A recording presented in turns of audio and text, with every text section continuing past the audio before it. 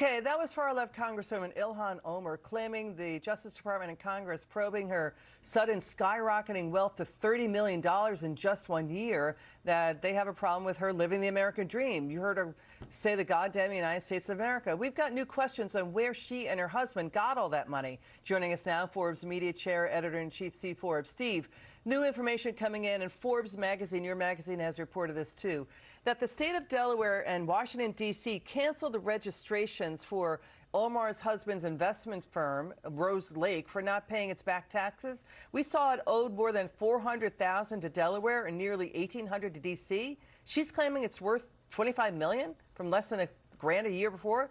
How can his investment firm not afford to pay taxes? It's supposedly worth an estimated $75 million to $150 million. This is really weird stuff. Well, weird is not the word for it. There's another word for it called crooked, and that's why we have to have an investigation into this. As you know, the Biden administration started examining her finances and that of her husband, and so surprise, surprise, that investigation went nowhere. But it's amazing how people can go into Congress and then become these entrepreneurial investing geniuses, where they come in. She had under $1,000 of net worth, and her husband didn't have much, and suddenly now they're multimillionaires. Is there a money laundering operation here?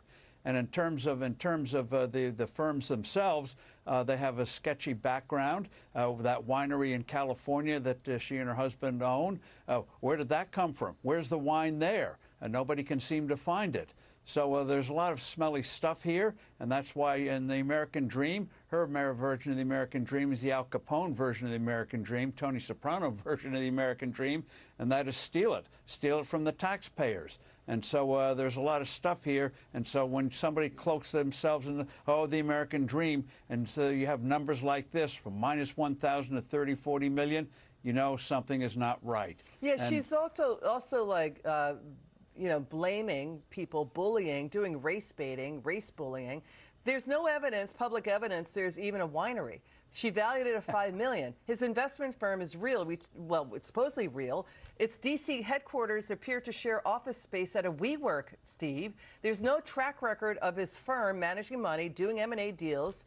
No clients we see, investment deals, or any work it's done. They say they do work in 80 nations operating in. There's no SEC registrations for them as investment advisors. What is going on here? This increasingly looks sketchy, both the winery and his investment firm. Yeah, the winery may not exist, and the firm may be just really a name only, as you say, a WeWork office. Big deal. So that's why the investigation needs to be done. And suddenly all that $30 million, I think you're going to find, I'll make a speculation and prediction, that $30 million came from sources that are illegal, period. Thank you so much, Steve Forbes, helping us to break it down. We're going to stay on the story.